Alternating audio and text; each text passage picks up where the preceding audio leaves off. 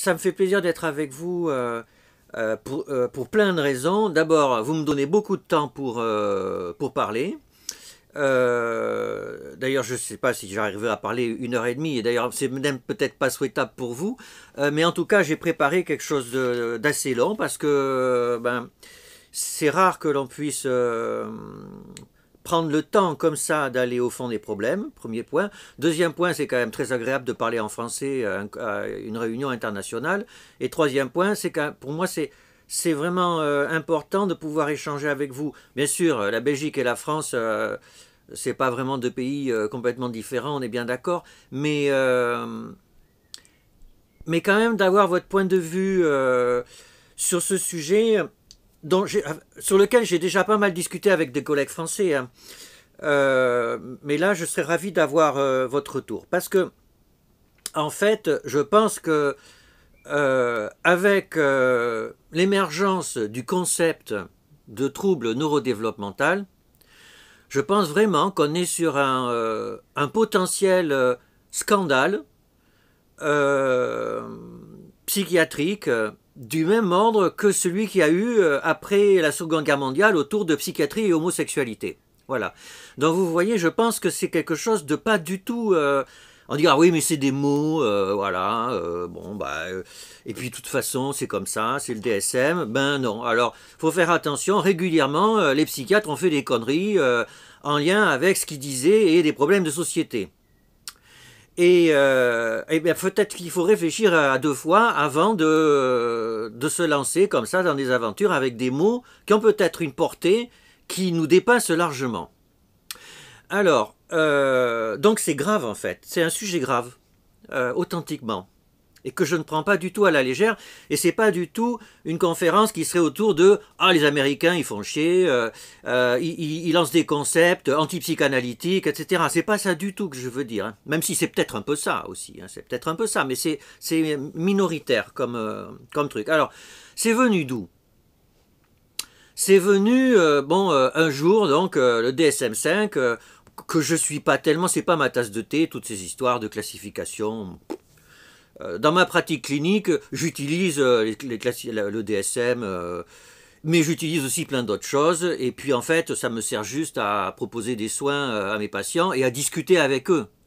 Puisque bien sûr, les patients, ils viennent, les familles, elles se demandent, mais qu'est-ce qu'il a mon enfant, et ça porte un nom, et ce nom, c'est extrêmement structurant pour qu'ils se construisent. Et donc la question du diagnostic est une question très importante, au-delà même du fait que le diagnostic détermine la thérapeutique et le pronostic. Il y a le sens derrière le diagnostic. Et j'ai aucun problème à utiliser le DSM et autre chose. Et donc un jour on me dit, ah ben ouais, alors maintenant, autisme, hyperactivité, c'est un trouble neurodéveloppemental. Ah bon, pourquoi pas? Mais alors, moi, ma première réaction, ça a été de dire, enfin bon, on se plaint sans arrêt que les pédiatres veulent nous piquer des patients, que les neuropédiatres veulent nous piquer des patients. Si on appelle ça trouble neurodéveloppemental, comment vous voulez justifier qu'on soit psychiatre à ce moment-là? On va changer de métier. D'ailleurs, récemment, on a interviewé les présidents de syndicats d'internes en psychiatrie de l'Île-de-France. Ils nous disaient, on ne sait plus tellement quel est notre métier, on a l'impression qu'on est des neuriatres. Mais bon, alors je me dis d'accord, après tout, pourquoi pas, après tout.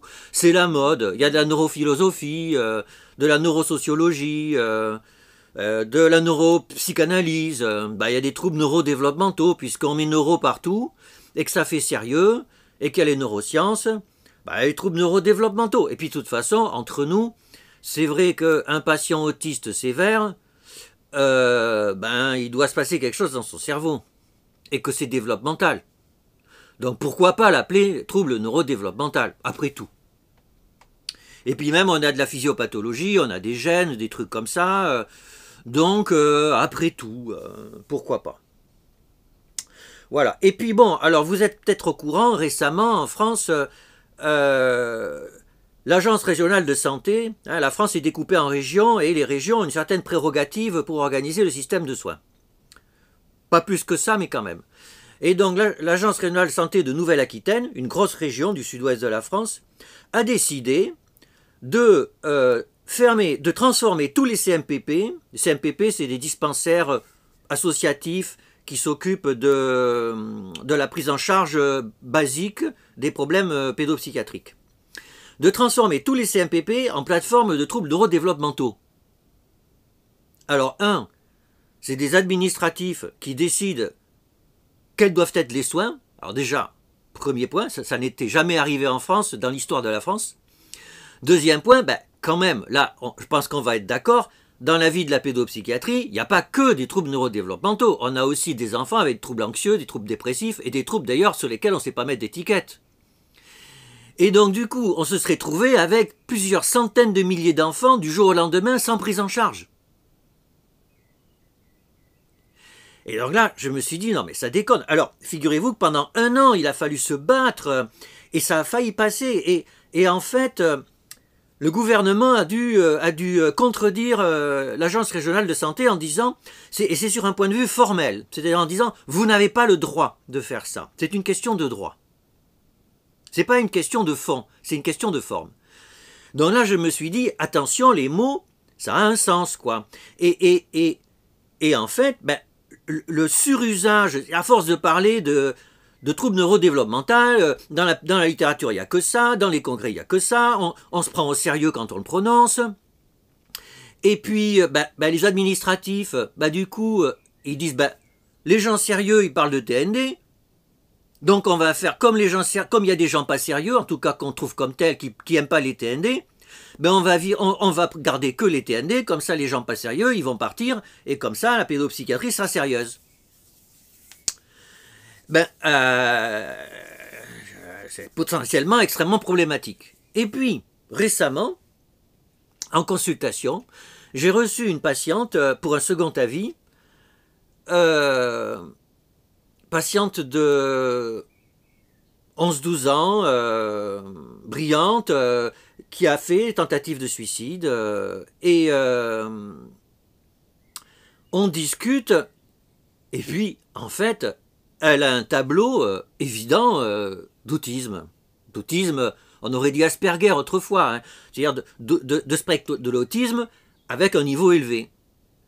Et d'ailleurs, mon entretien a commencé tout de suite. Alors, bien sûr, on avait des masques, et je lui dis, alors c'est embêtant les masques. Elle me dit, pas du tout, c'est pas embêtant du tout, parce que de toute façon, j'ai des problèmes à communiquer avec les gens. Alors depuis que j'ai un masque, en fait, ça va beaucoup mieux. Et puis le confinement, c'est fantastique parce que je suis toute seule chez moi, et j'aime pas les profs. Moi, je préfère apprendre tout seul. D'abord, les profs, ils en prennent mal, etc. Enfin voilà, vous voyez le truc. Et donc, à la fin, alors on discute. Et puis alors je lui dis, écoute, tu sais, pour moi, hein, tu sais, t'es comme Sherlock, t'es autiste, hein, tu vois. Sherlock, il est autiste, il est différent, t'as vu, il est un peu bizarre, etc. Aujourd'hui, on appelle ça de l'autisme, et puis en fait, c'est juste comme Sherlock. Et alors là, sa mère se retourne et lui dit, mais oui, comme Greta Thunberg. Et là, la patiente, elle s'est éclairée. Je suis comme Greta Thunberg.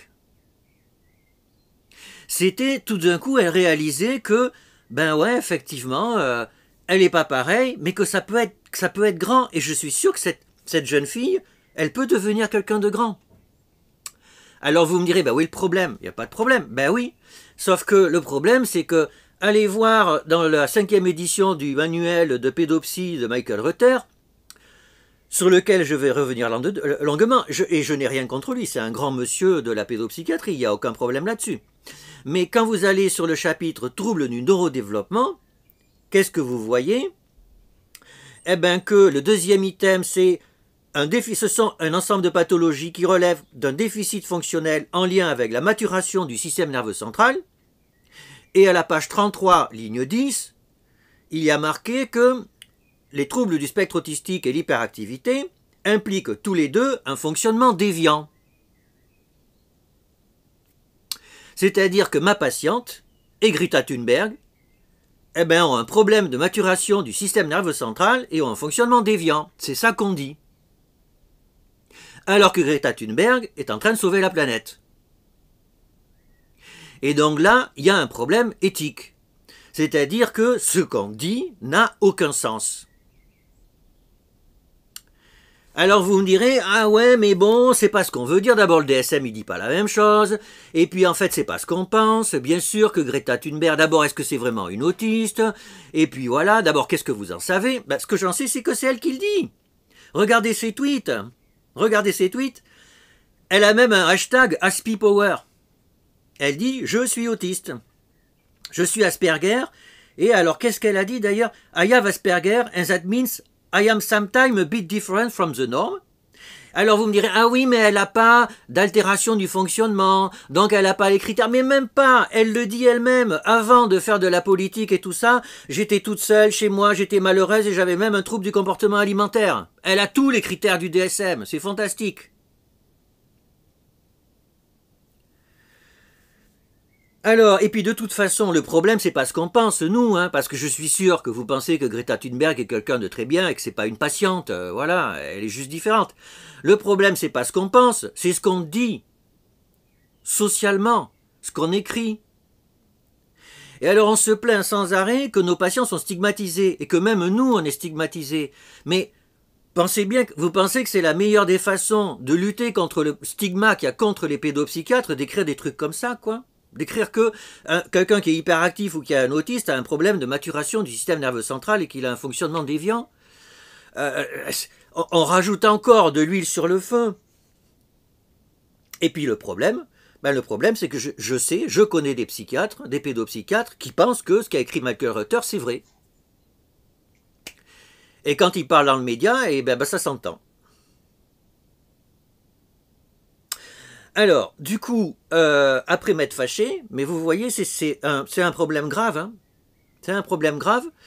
Je vais essayer de comprendre pourquoi il y a un tel clivage, pourquoi on en arrive à dire des trucs comme ça, nous, pédopsychiatres. Et alors, mon hypothèse, c'est que il y a un clivage anthropologique entre la médecine contemporaine, en général, et c'est pas qu'un problème de pédopsychiatrie, il y a un clivage anthropologique entre la médecine contemporaine et les sociétés contemporaines. On ne vit pas dans le même référentiel. Et d'ailleurs, en fait, je suis sûr qu'en Belgique, c'est pareil qu'en France. En France, il y a plein de patients, hein, dans le soin normal, hein, qui vont voir des acupuncteurs, des homéopathes, des ostéopathes, etc., etc. Ils fuient le monde de la médecine occidentale parce que ça ne colle pas avec leur référentiel anthropologique. Eh bien, en pédopsie, avec les TND, on est confronté exactement au même problème. Alors, en avant pour une heure d'essayer de voir dans quel monde on vit et quel est le monde pédopsychiatrique qui s'est construit. Et essayer de voir en quoi l'un est différent de l'autre. Et bien sûr, à la fin, il faudra proposer des solutions, parce que c'est bien sympa de critiquer et de dire pourquoi il y a un problème, mais il faut apporter des solutions et voir comment on peut construire des choses qui vont faire avancer la situation. Alors, donc j'ai dit clivage anthropologique, et je vais partir sur les mythologies qui nous construisent. C'est-à-dire qu'on forme des sociétés, alors nous pédopsychiatres, on est dans une société, et puis vous Belges, nous Français, nous Européens, nous humains, nous avons des besoins d'avoir des récits unificateurs. Des récits sur nos origines, qu'est-ce que l'humain, qu'est-ce que l'âme, etc., l'intériorité, qu'est-ce que la nature, le cosmos, voilà. On a besoin d'un récit, tous ces mystères qui nous interpellent, on a besoin de récits pour qu'ensemble on ait un référentiel commun quand on vit, ça simplifie les choses. On appelle ça des mythes et des mythologies. Alors, il y a très longtemps, les mythes, on avait des mythologies spirituelles. C'est-à-dire qu'il y avait un dieu, même parfois plusieurs, et puis il y avait un roi. D'ailleurs, je crois que vous en avez toujours un. Le roi, souvent, alors en France, le roi était en communication directe avec Dieu. Comme ça simplifiait les choses. Et alors, d'où viennent les hommes? C'est Dieu. Qui commande? C'est le roi parce qu'il est en lien avec Dieu. Donc, et dès qu'il y avait un souci, pourquoi il y a un tremblement de terre? Parce que Dieu nous punit, etc. Voilà. Donc, on avait des mythologies spirituelles. Et d'ailleurs, entre nous, je trouve que pour les psychiatres, c'est très intéressant. Parce que si quelqu'un arrive aux urgences aujourd'hui et qui vous dit « Ah, j'ai vu Jésus dans la rue, c'est fantastique, etc. », vous allez lui donner un peu de risperidone. Mais à l'époque, si quelqu'un disait Dieu n'existe pas, c'est à lui qu'on allait donner l'équivalent de la risperidone. Donc vous voyez, on commence déjà à voir que la place de la psychiatrie par rapport à la mythologie, c'est jamais complètement simple. Et on est bien d'accord, hein, entre quelqu'un qui délire et quelqu'un qui est un grand mystique, c'est pas complètement simple de formellement définir la différence. Alors, ces mythologies spirituelles, il y a eu des avantages et des inconvénients. Les avantages, c'est que c'est simple, ça fonctionne. Les gens vont à la messe le dimanche, ils se parlent, et puis voilà, il y a un vivre ensemble qui est structuré autour de représentations. Et il y a des inconvénients. Alors l'inconvénient majeur, c'est les guerres de religion. Je ne sais pas si vous en avez eu dans votre histoire, mais nous on en a eu, c'est quand même gore. Hein, la Saint-Barthélemy et tout ça, bon... Et puis quand même, pour les esprits rationnels, quand même, le fait de tout mettre sur Dieu, le problème c'est que Dieu existe-t-il vraiment? Alors vous savez qu'il y a eu tout un tas de débats sur les preuves de l'existence de Dieu, même sur les preuves de la non-existence de Dieu, etc. Bref, c'est quand même embêtant de consacrer toute une mythologie sur quelque chose qui après tout, on ne sait pas si ça existe ou pas. Et donc du coup, les mythologies spirituelles, vous avez remarqué, en Europe, petit à petit, elles ont disparu. Et le coup de grâce a été un peu donné autour de la modernité. Et c'est là qu'on rentre dans ce que j'appellerais les mythologies rationnelles. Mythologies rationnelles qui nous viennent de la Grèce classique, Platon, Aristote, et puis la science, quoi, qui avance main dans la main. C'est-à-dire on doit penser avec la raison, avec le principe de non-contradiction, etc., etc. Et on en arrive à une mythologie, qui est notre mythologie à nous, là, je suis sûr, hein, j'allais dire autour de la table, c'est pas une table, c'est une table virtuelle, mais c'est-à-dire que le monde, il est fabriqué comment? Il y a des atomes, je crois qu'on est tous d'accord là-dessus, hein, il y a des atomes. Les atomes, ils s'assemblent en molécules, et puis sur la Terre, les molécules s'assemblent en cellules, et puis les cellules s'assemblent en organismes vivants compliqués, dont certains sont les humains, et puis même il y a un cerveau, et puis le cerveau produit la pensée. Je crois qu'on est tous d'accord là-dessus. Vous voyez, c'est une mythologie rationnelle, c'est une ontologie rationnelle qu'on partage tous. Hein? Et puis même l'origine de l'univers, on apprend, il y a un Big Bang, etc. Et vous voyez, c'est un récit, parce que bien sûr, le Big Bang, vous ne l'avez jamais vu, personne ne l'a jamais vu. Hein. D'ailleurs, les atomes, personne ici n'a jamais vu un atome, ni une molécule. Une cellule, peut-être à la rigueur. Hein. Donc vous voyez, c'est vraiment un récit qu'on nous raconte, c'est vraiment une mythologie. Alors, il y a des avantages et des inconvénients aussi. Les avantages, c'est que ça a été très, très, très efficace. Hein.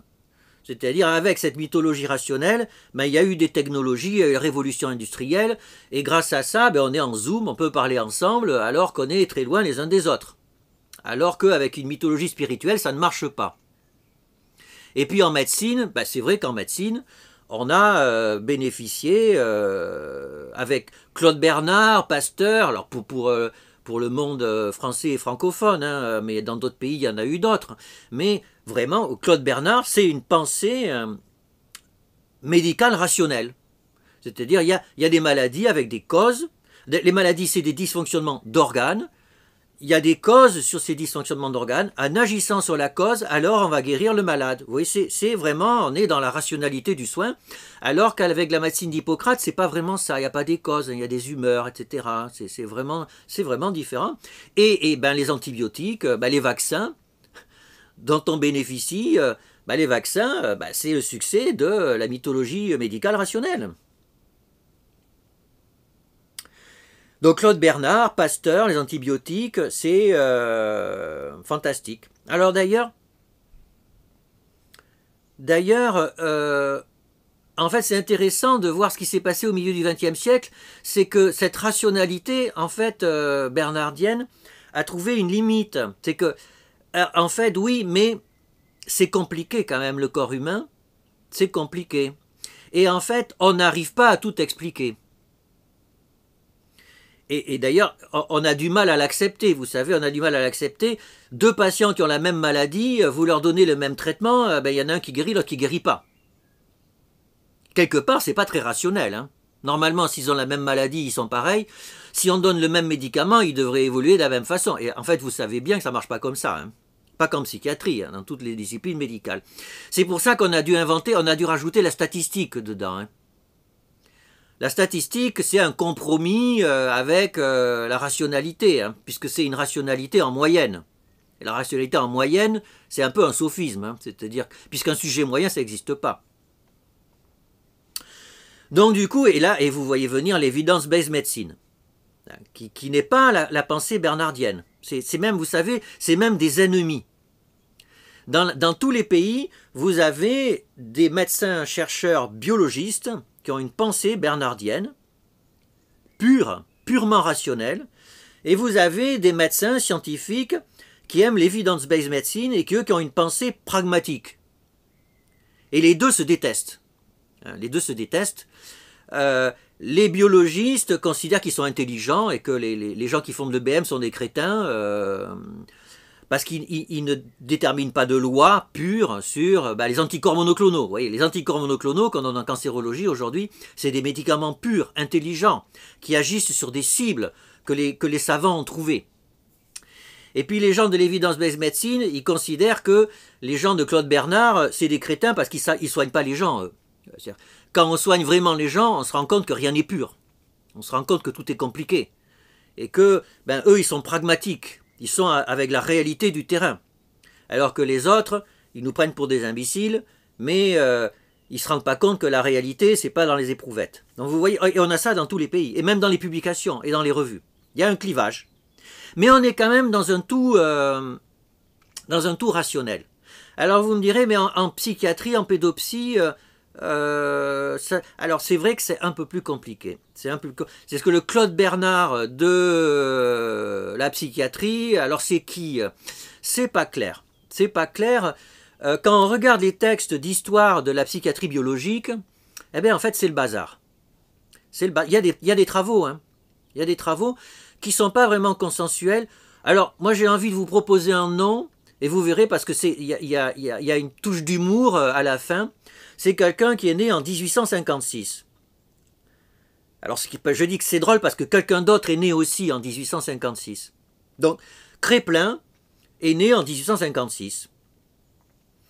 Et Créplin, alors c'est pas Claude Bernard, hein, parce que c'était un médecin. Créplin a construit un peu les bases de la nosologie avec la psychose maniaco-dépressive, la démence précoce, etc. Vous voyez, on est sur c'est quand même la touche d'une psychiatrie un peu rationnelle.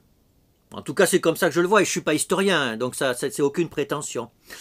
Et donc, on a comme ça, alors, en France, moi je rajouterais Denis Kerr, vous savez, avec le largactyle, qui est quand même aussi une touche importante dans le monde de la psychiatrie. Je rajouterais Spitzer. Vous savez, Spitzer, c'est le créateur du DSM-3. Et le DSM-3, c'est quand même un grand moment dans l'histoire de la psychiatrie de rationalisation. Hein, puisque vous savez qu'avant, dans les congrès internationaux, quand on parlait de maladie, en fait, on n'arrivait pas vraiment à se comprendre. Et donc, on était dans d'irrationalité, puisqu'on ne se comprenait pas, on ne disait pas la même chose. Et le DSM a permis d'unifier les concepts et qu'on puisse avoir le même langage, et ça participe à... Le DSM est une mythologie rationnelle. Relève d'une mythologie rationnelle. Et c'est très bien, hein. Je n'ai rien contre le DSM, enfin, sauf les troubles neurodéveloppementaux. Donc on est en 1980 là. 1980, le DSM-3. Et d'ailleurs, ce qui est intéressant, vous voyez, c'est que dans l'histoire de la médecine, la rationalité biologique précède la rationalité statistique.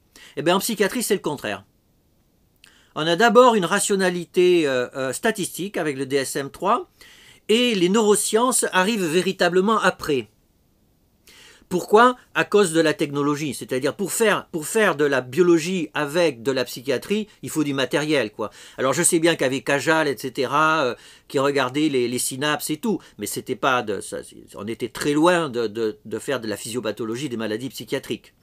La physiologie des maladies psychiatriques a nécessité des IRM, du matériel qui est arrivé à la fin du XXe siècle, alors pour le dire vite.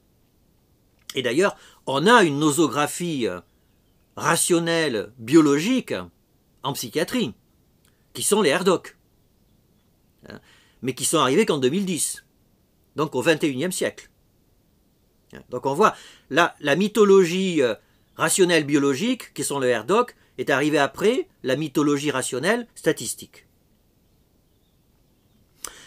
Alors, la pédopsie là-dedans, qu'est-ce qu'elle a fait? Alors la pédopsie, vous connaissez l'histoire de la pédopsie, c'est le chaos. C'est le chaos parce que, en fait, déjà nos patients, alors qu'en psychiatrie pour adultes, les patients étaient depuis Pinel dans les asiles, et puis avant, ils étaient cachés, quoi. En pédopsychiatrie, c'est beaucoup plus compliqué. Dans tous les pays, les patients sont venus du monde du judiciaire, du monde de la pédagogie et du monde du soin. Parce qu'il y a des enfants avec des troubles du comportement, donc il y avait le judiciaire, il y avait l'école, puisque les enfants allaient à l'école, et certains de nos patients, ils ne pouvaient pas suivre à l'école, et donc du coup il y avait des enseignants qui se demandaient comment les gérer, et puis il y avait des soignants. Donc du coup notre histoire elle est beaucoup plus compliquée que l'histoire de la psychiatrie adulte. Et ça c'est vrai, alors je ne sais pas comment ça s'est passé en Belgique, mais pour l'avoir regardé aux États-Unis, en Grande-Bretagne, en Allemagne et en France, en fait à peu près les mêmes problèmes se sont posés. Mais grosso modo, les mythologies que l'on a eues en pédopsychiatrie ont suivi les mythologies de la psychiatrie adulte. Pourquoi? Parce que historiquement, on a été un peu considéré comme une sous-partie de la psychiatrie adulte, ce qui n'est plus le cas aujourd'hui dans beaucoup de pays. Et puis on a beaucoup moins de puissance, de pouvoir. Et donc, en termes de construction de mythologie, on a suivi le train. Et c'est là qu'on arrive, finalement, alors là-dedans, où sont arrivés, quand sont nées ces histoires de troubles neurodéveloppementaux? Quand est-ce que c'est apparu? Alors, il faudrait qu'il y ait un travail historique sur l'émergence des troubles neurodéveloppementaux. J'ai essayé de faire une bricole. Alors, c'est une bricole. Encore une fois, je ne suis pas historien. Alors, on voit les premières traces, les premiers prémices en 1970 aux États-Unis, avec le concept de developmental disability. Pas disorder, disability. L'idée, c'est de dire, d'abord, avant, on parlait de retard mental et c'est pas cool. Parler de retard mental, c'est pas joli. Et en fait, il y a des familles d'handicap, disability, et on va les regrouper. Vous voyez ce qu'on appelle en France l'infirmité motrice cérébrale, l'épilepsie, et l'autisme sévère, bien sûr, et puis les retards mentaux et les dysphasies sévères, etc. Vous voyez, ce sont des handicaps et on va les regrouper. Et pourquoi? Parce qu'ils débutent tous dans l'enfance et il y a une perte de fonctionnement qui va durer toute la vie. Voilà. Donc il y a une certaine homogénéité, on va les regrouper, mais on regroupe, vous avez remarqué, des handicaps qui relèvent du système nerveux central et ou pas. Par exemple, la surdité, la cécité font aussi partie des developmental disability. Alors, il y a des collègues qui disent, on va... developmental disability, c'est trop vague, on va séparer ce qui relève du système nerveux central et ce qui n'en relève pas. Et donc, on va appeler ça neurodevelopmental disability. Mais il y a toujours la cécité, la surdité, l'épilepsie, les intellectual disability, etc. On est là en 1978. Alors en 1996, il y a, je pense vraiment, le début de l'apparition des troubles neurodéveloppementaux, c'est dans l'ICD-10. Vous savez, en 1996, arrive le manuel des troubles mentaux de l'enfant et de l'adolescent par... l'Organisation mondiale de la santé. C'est l'ICD-10 de la psychiatrie de l'enfant et de l'adolescent. Et celui qui en rédige l'introduction, c'est Michael Rutter. Michael Rutter, qui est, j'ai envie de dire, le pape de la pédopsychiatrie rationnelle. C'est un un professeur britannique qui a construit, qui a été le précurseur de l'épidémiologie pédopsychiatrique, hein, et qui a vécu, j'allais dire, une enfance difficile, c'est-à-dire qu'il a vécu, il a travaillé alors que le monde était purement psychanalytique, et donc il a été en tension avec tout l'univers de la pédopsychiatrie pendant les années 60, 70, voire 80. Et donc, il a développé, pour l'avoir entendu, il a quand même développé une forme de dissension avec le monde psychanalytique et des sciences humaines, pour le dire vite. Hein. En tout cas, c'est comme ça que je l'entends. Je ne le connais pas dans l'intimité. En tout cas, Michael Rutter écrit l'introduction de l'ICD-10, Child and Adolescent Psychiatry, et dans cette classification, il y a un axe 2, qui est l'axe des disabilities, dans lequel il y a des disorders of psychological development. Et c'est intéressant, alors en gros ce sont les troubles 10, vous savez, dyslexie, dysphasie, dyscalculie, etc. Mais pourquoi c'est intéressant? Parce qu'il y a les définitions. Qu'est-ce qu'un disorder of psychological development? Et donc il y a 3 items. Le premier, c'est que ça débute dans l'enfance. Le deuxième, c'est un déficit ou un délai dans le développement du fonctionnement fortement associé à la maturation du système nerveux central. Et le troisième, c'est qu'il y a une relative stabilité dans le temps. Pourquoi c'est intéressant? Parce que ce sont les 3 items qu'il va reprendre dans son Handbook of Child and Adolescent Psychiatry pour la définition des troubles neurodéveloppementaux. Vous voyez, il y a en fait les troubles du neurodéveloppement, tels qu'ils vont être définis par Michael Rutter dans son manuel, reposent sur la même définition que les troubles du développement psychologique qui sont dans l'ICD-10. Et donc son manuel, c'est en 2008, hein, c'est la 5e édition du manuel de Michael Rutter, dans lequel il y a un chapitre au début du livre, chapitre 3, après les introductions, sur les troubles du neurodéveloppement, une approche conceptuelle. Et c'est là, à mon avis, c'est là que naissent vraiment le concept de trouble neurodéveloppemental. Et d'ailleurs, si vous tapez sur PubMed Neurodevelopmental Disorder et vous regardez les publications, avant 2010, il n'y en a quasiment pas. Et donc, alors, qu'est-ce qu'il dit là-dedans? Il dit, ben voilà, il y a des troubles, comme je viens de les définir. Alors, l'ICD dit, ce sont les 10, juste. Mais il dit, c'est peut-être étroit. Et alors, c'est là qu'il y a vraiment une rupture. C'est peut-être étroit parce que l'autisme et l'hyperactivité, ben finalement, c'est comorbide. Il y a des raisons neurobiologiques de dire que c'est proche, des raisons peut-être génétiques, etc., etc. Et on devrait les mettre dedans. Et alors il dit, oui, mais alors la schizophrénie, les comportements antisociaux, alors là, moi, ça m'étonne, j'aurais jamais mis les comportements antisociaux dans les TND, mais enfin, il pose la question, dit, alors la schizophrénie, c'est une vraie question, alors il dit non, pas la schizophrénie, parce que, ben quand même, alors ça commence pas dans l'enfance, encore que, voilà, il y a des gens qui disent que, et puis quand même, c'est pas comorbide, c'est vrai, le pattern,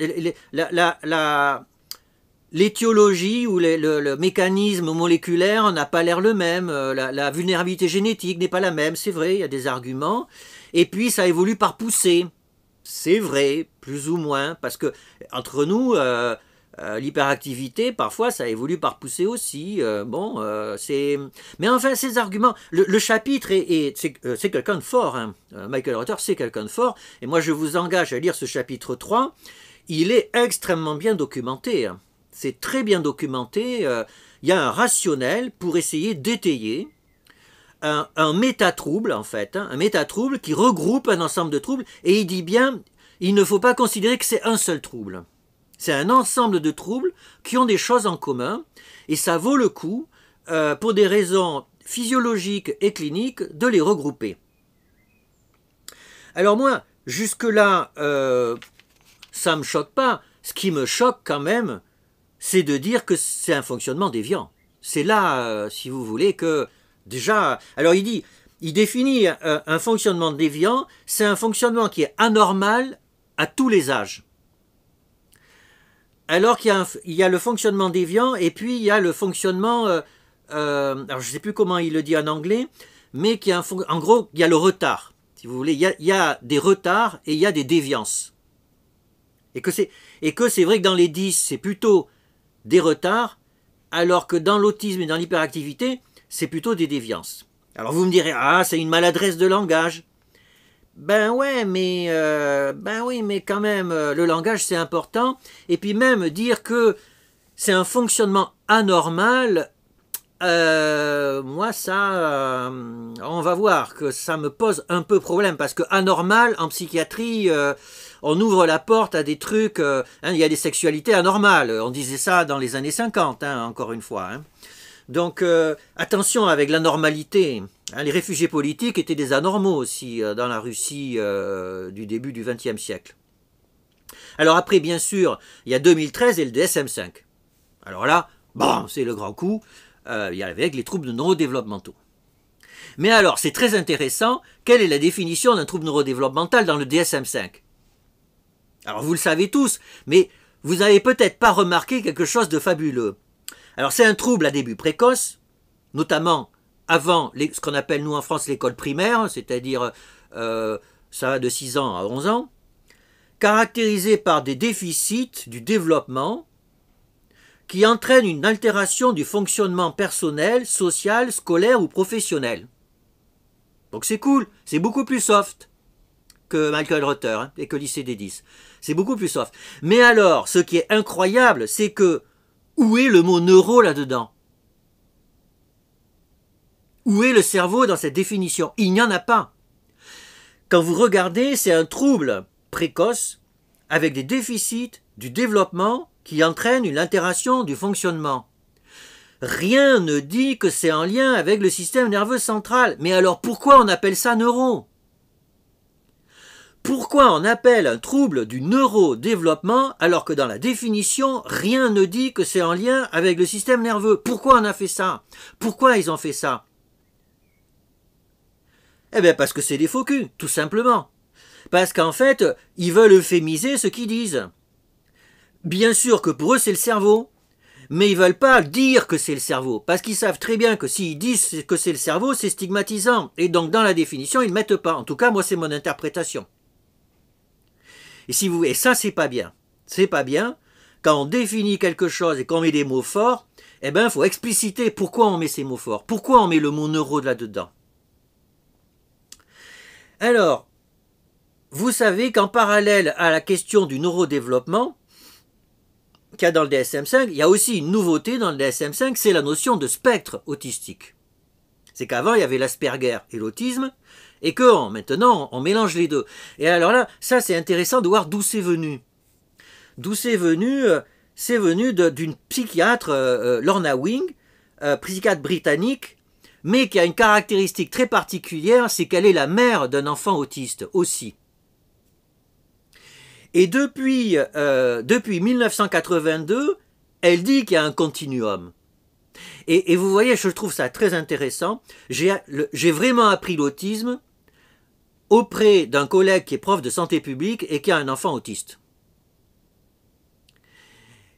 Il est médecin, donc on peut parler de ce que c'est que la sémiologie, etc. Et lui, il connaît son enfant, il l'a vu grandir et il m'a expliqué ce que c'était, bien plus que tous les livres. Et cette femme qui est psychiatre, eh ben, elle est aussi mère d'un enfant autiste et elle dit depuis le début, donc 30 ans avant le DSM, elle dit qu'il y a un continuum. Et puis en 2016, on a un article de Michael Rutter, encore dans le Lancet Psychiatrie, Personal View, qui revient sur les troubles du neurodéveloppement. Et donc on voit...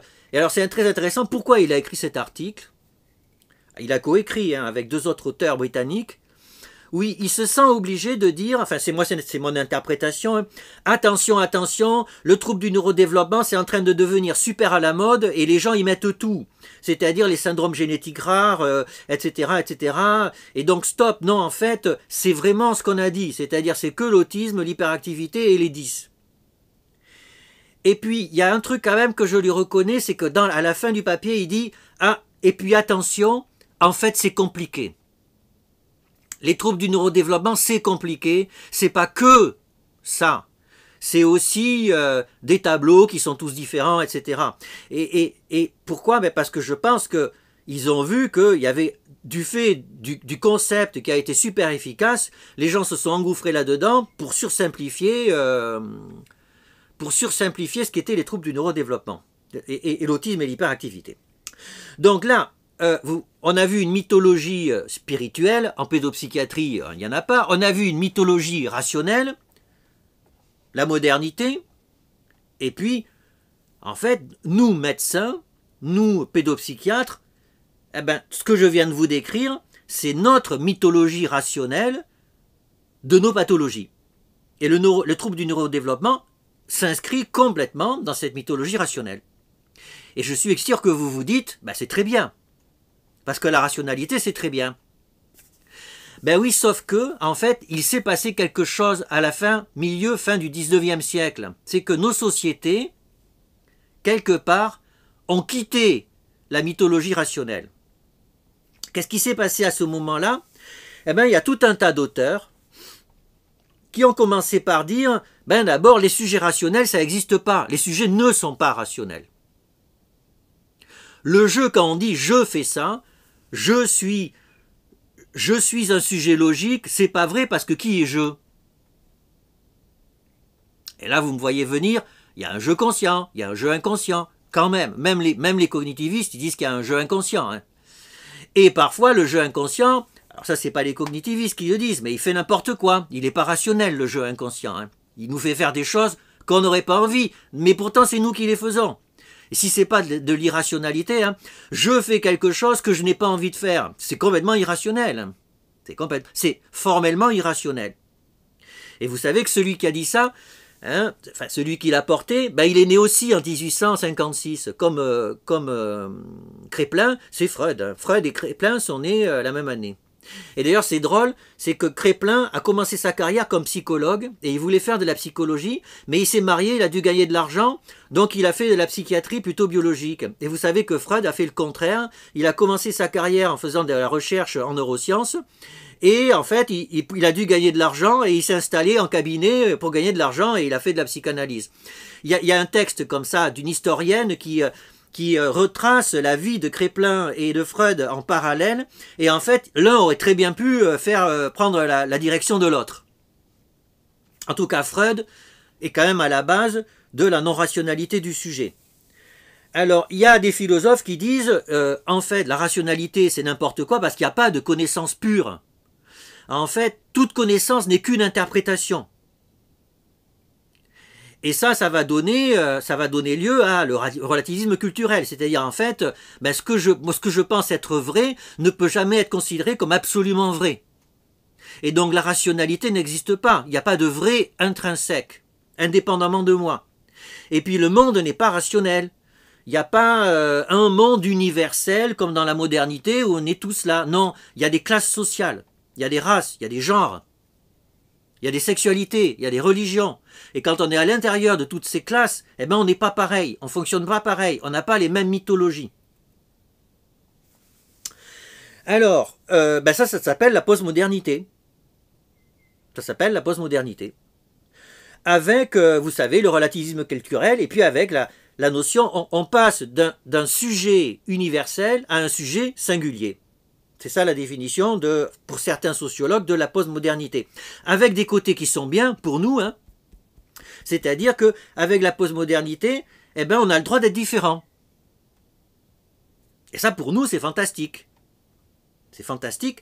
Grâce à la postmodernité, un homosexuel a le droit de dire qu'il est homosexuel, et quelqu'un qui est autiste a le droit maintenant de dire « je suis autiste, je suis différent ». Et puis, il y a la réalisation de soi. Voilà, avant, il y avait l'universel, il y avait la société, on est ensemble. Là, j'existe, moi, j'ai le droit de devenir un individu unique, à part, et puis une réduction des inégalités, même si ça marche pas très bien en ce moment. Alors, il y a eu... alors là, on peut faire... Oui, encore que je vais aller vite, parce que finalement, le temps passe. Vous voyez, en termes psychopathologiques, cette postmodernité a eu vraiment un impact très fort sur la clinique que l'on rencontre. Je pense que les mythologies rationnelles, ça fait de la névrose. Ça fait de la névrose. Pourquoi? Parce qu'en fait, comme on sent qu'on n'est pas comme ça, eh ben on refoule. Et la névrose, c'est le retour du refoulé. Avec la postmodernité, il n'y a plus ça.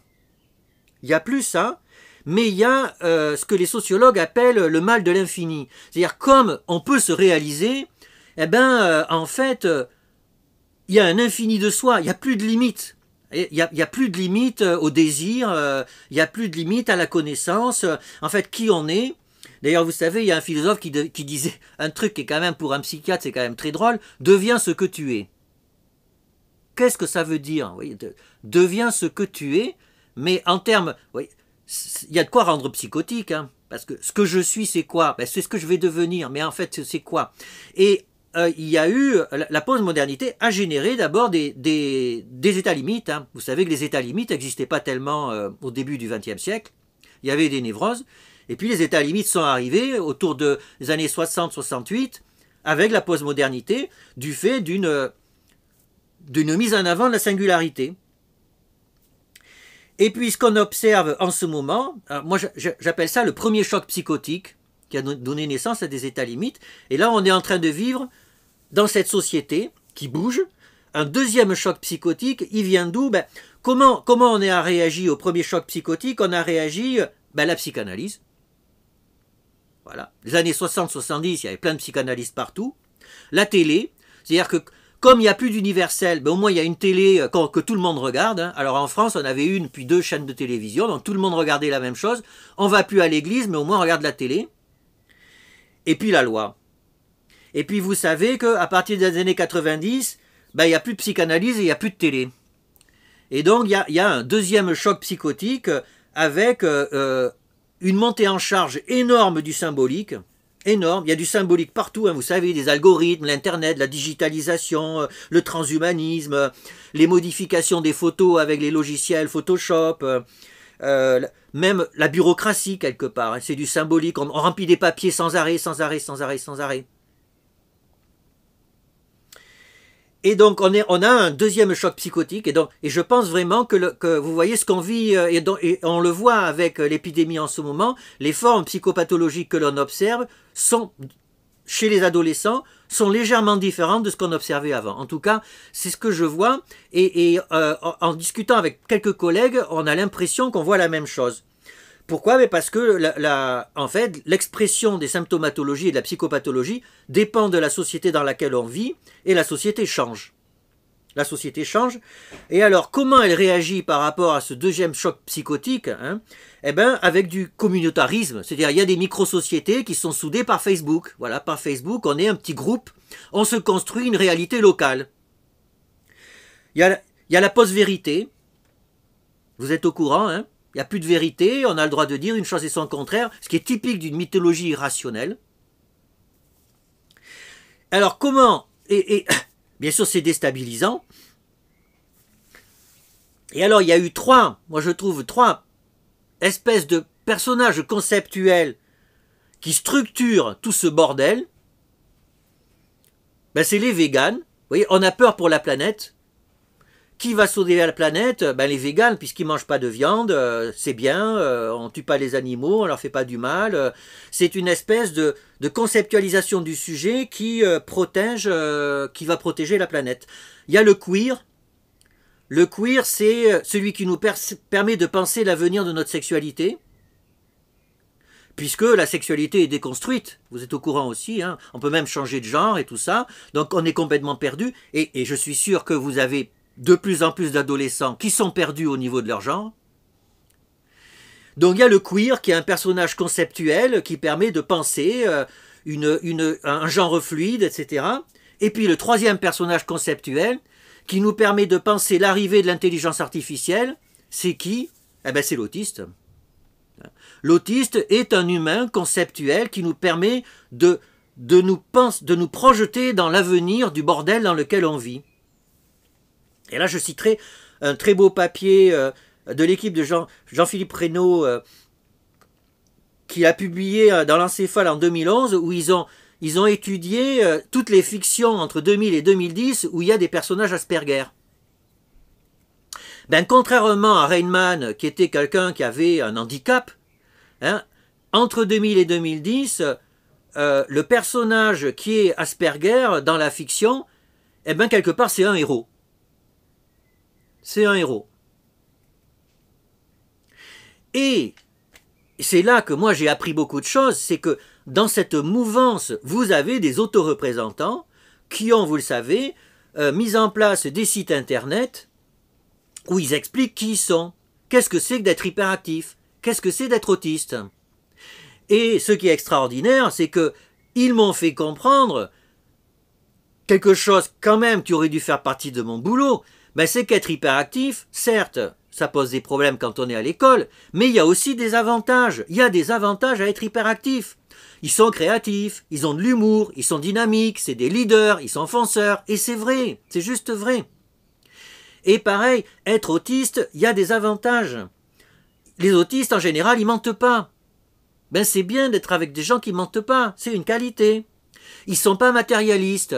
Et c'est quand même drôlement bien dans notre société d'avoir des gens qui sont pas obnubilés par le matérialisme. Et puis il y en a certains qui sont super forts. À l'origine, j'étais mathématicien, ben, je vous garantis que parmi les mathématiciens en France, il y en a beaucoup qui ressemblent à des Asperger. Hein. Et ils font faire des progrès à la société avec leurs connaissances.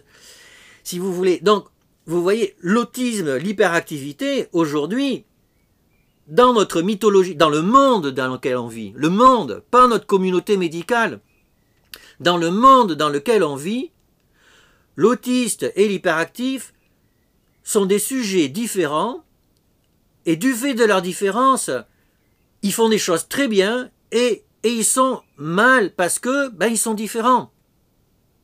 Mais quelque part, ils portent notre société vers l'avenir.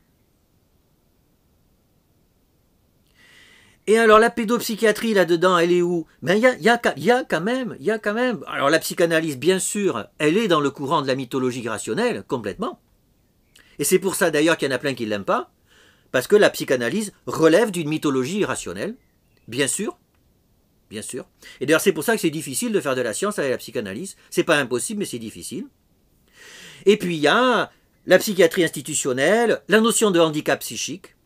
La notion de handicap psychique relève de la question de la différence, fondamentalement. Mais bien sûr, il y a peu de publications. C'est pas dans des revues à impact factor. Il n'y a pas... Et donc, ben, c'est pas avec ça que vous allez devenir professeur d'université. Hein? Et donc, eh ben, dans le monde des savants, eh ben, ce courant qui relève de la mythologie rationnelle dans le monde de la psychiatrie, ben, il est ultra marginalisé. Et donc j'en arrive à ma conclusion, ben voilà, il y a un clivage aujourd'hui entre, d'un côté, dans quel monde nous, médecins, nous vivons dans une mythologie rationnelle dans laquelle le sujet est constitué d'atomes qui sont des molécules, qui sont des cellules, qui sont des organes, qui font un cerveau, qui font de la pensée. Et quand on a un patient qui a un problème qu'on nous amène, eh ben c'est dans son cerveau. Et donc on appelle ça un trouble du neurodéveloppement. C'est une mythologie rationnelle. Le problème, c'est que... ben on appelle ça aussi des sujets déviants. Et c'est marqué dans les livres. Et puis là-dessus, ben le problème, c'est que pour la société, c'est pas ça du tout. Pour la société, c'est pas ça du tout, comme je viens de le dire. Et donc nous sommes en opposition au niveau de nos représentations, en ce que nous portons comme académiques, et ce que la société, elle vit en tant que différence. Alors vous me direz... ouais, d'accord, on va changer de vocabulaire, mais enfin, les troubles du neurodéveloppement, c'est quand même bien pratique pour exercer, quoi. Ben, pas tant que ça, franchement, pas tant que ça. À quoi ça vous sert de dire que c'est des troubles du neurodéveloppement pour soigner vos patients? À quoi ça vous sert? Franchement, moi, ça me sert beaucoup plus de dire à mes patients, écoute, t'es comme ça, t'es comme Greta Thunberg, voilà, t'es différent, et même les hyperactifs. T'es différent. D'ailleurs, il y a eu une maman qui a un petit Julien, qui a d'ailleurs une hyperactivité avec des traits autistiques. Elle me dit, ah, son enseignant, il me dit, mais je veux un diagnostic et tout ça. Elle me dit, mais j'en ai marre, Julien, il a la juliénite. voyez, là, on est dans la postmodernité totale. C'est-à-dire, mon fils, il a sa maladie à lui. Il est un sujet singulier, c'est sa maladie qui le caractérise. C'est la juliénite. Eh bien oui, c'est ça que les parents vivent dans notre monde. Ils ne vivent pas dans notre monde académique à nous. Et donc quand on communique avec eux, ça marche beaucoup mieux si on communique avec leur représentation à eux. Et ça, alors, je ne sais pas si vous vivez la même chose, mais pour moi, c'est juste une évidence. C'est une évidence. Dire à un hyperactif, écoute, tu sais, ben voilà, t'es comme ça. Et je dis, mais vous voyez, il y a quand même, bien sûr, il vous fait chier, il bouge sans arrêt, c'est fatigant, vous en pouvez plus, je suis d'accord. Mais d'un autre côté, il est drôle. D'un autre côté, ben, quand même, il vous aide sans arrêt, il veut bien faire des choses, etc. Vous voyez, il a des côtés sympas, et c'est son hyperactivité qui fait qu'il est sympa. Il est aussi sympa, ça fait aussi des trucs bien. Ben l'enfant, il sourit, quoi, il est ravi. Pour une fois, on lui dit qu'il est bien. C'est super thérapeutique, et c'est pas de la psychologie positive, hein. C'est juste la réalité. Alors, j'en arrive maintenant, qu'est-ce qu'on fait alors? Qu'est-ce qu'on fait? Ben d'abord, la notion de trouble du spectre autistique, c'est débile. Il existe un spectre de l'autisme, pas un trouble du spectre de l'autisme. Et d'ailleurs, c'est exactement ce que disait Lorna Wing. Elle disait un continuum autistique. C'était pas un trouble, c'était un continuum. Donc on devrait virer AISD, non, c'est AS. Il y a un spectre de l'autisme. Et ça, d'accord. Et ça, c'est fantastique. C'est un vrai progrès dans la conceptualisation de ce qu'on voit dans notre clinique. Il y a un spectre de l'autisme. Mais bien sûr que ce spectre de l'autisme ne relève pas de troubles neurodéveloppementaux. Pas du tout. Pas du tout. Et pareil pour l'hyperactivité. Il y a un spectre de l'hyperactivité, bien sûr, et ça n'est pas un trouble neurodéveloppemental. Et il y a plein de sujets qui ont un phénotype hyperactif qu'il ne faut pas traiter. Si on commence à traiter par stimulant tous les phénotypes, tous les enfants avec un phénotype qui sont du spectre de l'hyperactivité, on fait n'importe quoi. Et il y a des pays où on est en train de faire ça. Il faut que nous, psychiatres, nous puissions porter la parole et dire que il y a des enfants qui bougent, ils sont dans le spectre, mais ils ne sont pas malades. C'est une façon de vivre. Et c'est aussi à la société à s'adapter avec cette façon de vivre. Et j'ai des patients qui ont besoin de méthylphénidate au CM1, c'est-à-dire quand ils ont 9 ans, 10 ans, et qui, quand ils passent dans une école Montessori, n'en ont plus besoin. Et je suis sûr que ça vous arrive aussi. Je ne dis pas que Montessori, c'est bien pour tous les enfants, hein, mais ça m'est arrivé. Et donc ça fait quand même réfléchir, de dire que c'est un trouble du neurodéveloppement alors qu'en changeant de milieu scolaire, les enfants tout d'un coup n'ont plus besoin de médicaments. Alors après néanmoins, il y a un spectre et à un moment donné sur ce spectre, il y a une rupture phénoménologique. C'est-à-dire que le trait phénotypique est tellement fort que la vie devient très difficile, voire impossible. Parce qu'effectivement, pour l'autisme, eh bien, il y a des patients qui sont tellement enfermés dans leur tête, qui ont un tel déficit de communication, que même le langage n'est pas possible. Et donc, il n'y a pas d'autonomie. Et là, le problème de les faire vivre devient un vrai problème. Et il y a des hyperactifs qui sont très sévères, et la vie est un enfer, et la vie est un enfer pour tout le monde, y compris pour eux. On est dans une rupture phénoménologique. Alors, vous allez me dire, ah oui, mais quand elle a lieu, ben oui, mais en médecine, c'est comme ça. En médecine, il y a plein de pathologies qui sont des continuums, la myopie, l'arthrose du genou, même certains cancers. Hein. Un cancer du col utérin, eh ben, il y a des frottis qui sont douteux, il y a des frottis très douteux, et puis il y a des colposcopies, et puis il y a des colectomies, et puis on fait une hystérectomie, et puis voilà. On s'adapte en fonction de l'intensité, et à un moment donné, on dit c'est un cancer, c'est grave. Ben, c'est pareil avec l'autisme, avec l'hyperactivité, avec les 10. Il y a à un moment donné un seuil où il y a une rupture phénoménologique, c'est-à-dire que ça n'est plus possible, il y a une souffrance qui est évidente, et là, ça relève de la psychiatrie. Et là, pourquoi pas appeler ça des syndromes neurodéveloppementaux? Ce sont des syndromes parce qu'en fait, derrière ces syndromes, il y a plein de maladies, et on le sait bien dans l'autisme, hein, on sait maintenant qu'il y a des collègues, ben, il y a des syndromes neurodéveloppementaux qui relèvent de l'autisme et qui sont une mutation de Chang 3, etc., qui correspondent à autant de maladies neurodéveloppementales. Et là, moi, j'accepte le concept de maladie neurodéveloppementale. Voilà ce que je voulais vous dire. J'espère que ça n'a pas été trop assommant parce que ça a duré longtemps, mais maintenant je serai ravi de vous écouter à tous.